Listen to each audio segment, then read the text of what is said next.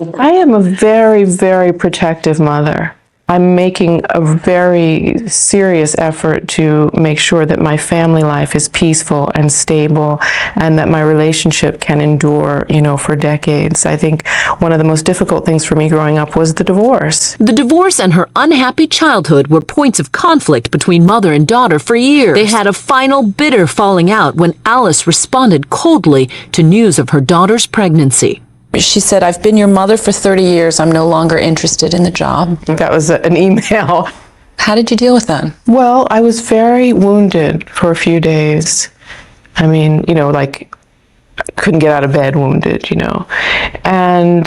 And then I had to remember that I was making a decision to have distance from her as a part of my overall plan to be a good mother to my son and to separate myself from someone who would say something like that to me. Mother and daughter went to Georgia with Diane Sawyer in 1992. Growing up, she bounced between her parents' homes, experimented with drugs, had an abortion at age 14. Yes, you heard correctly, and we'll get into that very shortly. You guys have been asking for a part 2. Here it is. You grab the popcorn, I'll bring the tea. Let's get into it.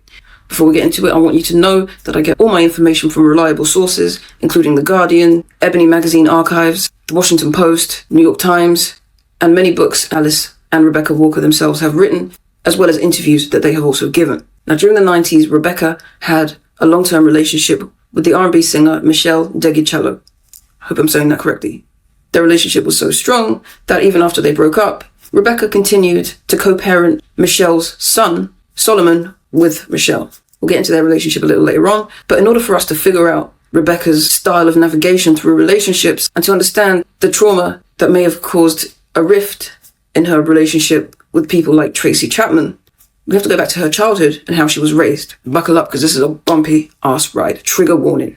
Now, from what she said, Rebecca's childhood was a mix of neglect and living in the shadow of a prestigious family. Her mother, a successful African-American novelist, and her father, a successful Jewish civil rights lawyer. Now, when Rebecca's parents got married, they were the first interracial couple to get married in Jackson, Mississippi. And as you can imagine, there was a lot of racial tension around that.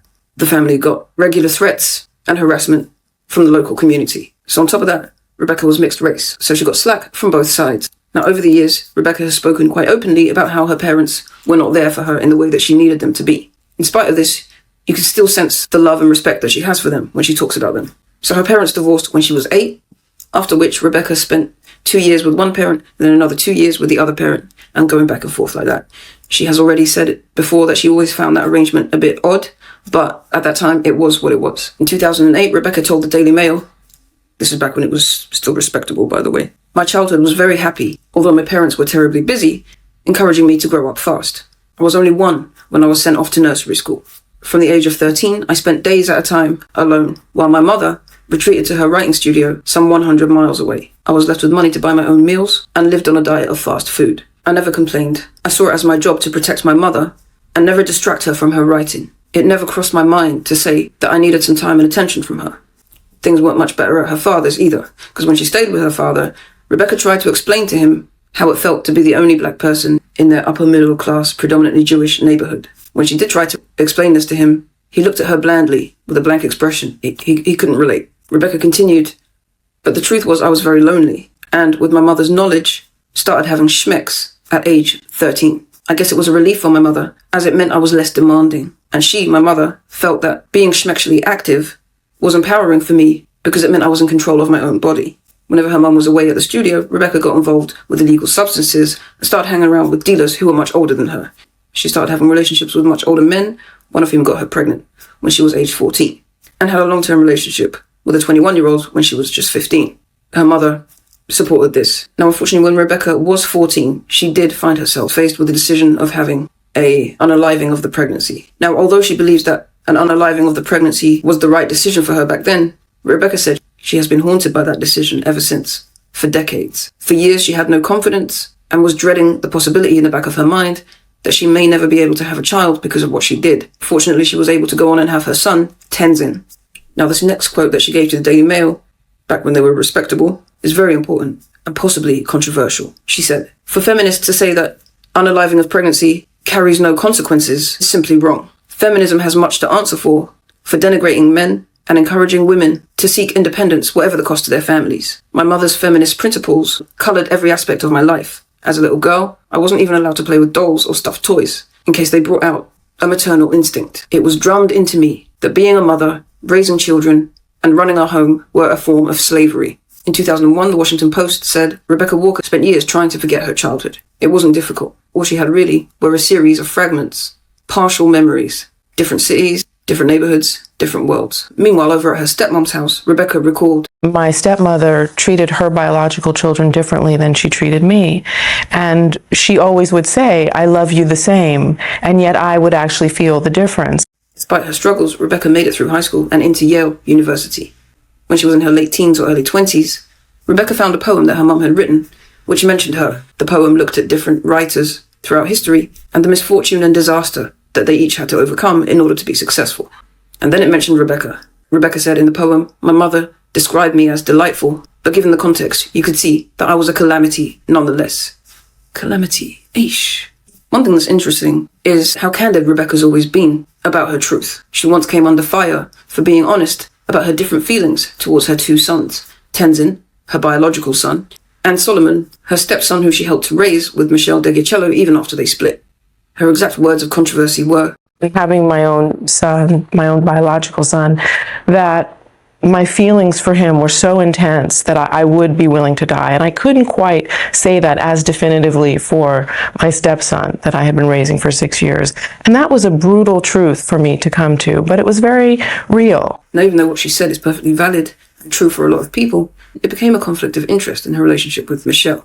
Rebecca said gay people got mad because they wanted me to have a whole coming out moment. And even though I talked about my relationship with Meshell and her son who I was helping to raise at the time, they didn't feel I was out enough. So yeah, looking back, Rebecca's always had very strong values. It's because not only did her mother react coldly when Rebecca first announced that she was having Tenzin, her mother did cut her out of the will, replacing her instead with a cousin. Eesh. So yeah, understandably, Rebecca's always had very strong values, but so has Tracy Chapman. And whatever really happened behind closed doors regarding that internet cafe, I don't think either of them was ever going to budge. Now, I searched high and low, and bearing in mind that the internet cafe lawsuit happened in the 90s, before Google and iCloud, I was unable to find documents relating to that lawsuit.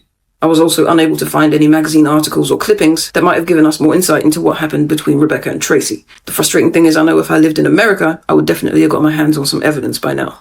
So, it's unfortunate. I do think, and this is my own opinion, okay, just speculation through observation, that Alice may have had some kind of emotional hold on Rebecca. Let's not forget that Alice went with her own boyfriend and her 14-year-old daughter to unalive a pregnancy. Now, listen, no shade to Alice here, because I know she's had some real demons and mental health issues to overcome. But with narcissistic traits, I think she may have been able to wield influence over Rebecca, having the ability to emotionally manipulate her to feel guilty about doing something or not doing something, possibly including, and again, just my opinion based on my own research, playing games with Tracy Chapman. The psychologist Dr. Phyllis Chesler published an essay in the award-winning news and culture magazine Salon. Chesler covered one of Rebecca's think pieces and the tension between second-wave feminists, of whom Alice Walker is one, and third-wave Generation X feminists, among them Rebecca Walker. Dr. Chesler said, the dynamic between Alice and Rebecca is an ongoing mother-daughter relationship that every generation wrestles with, and often the most important aspects, such as envy, competition, the desire to sabotage, and the other side of the fairy godmother, the evil stepmother, are often not acknowledged.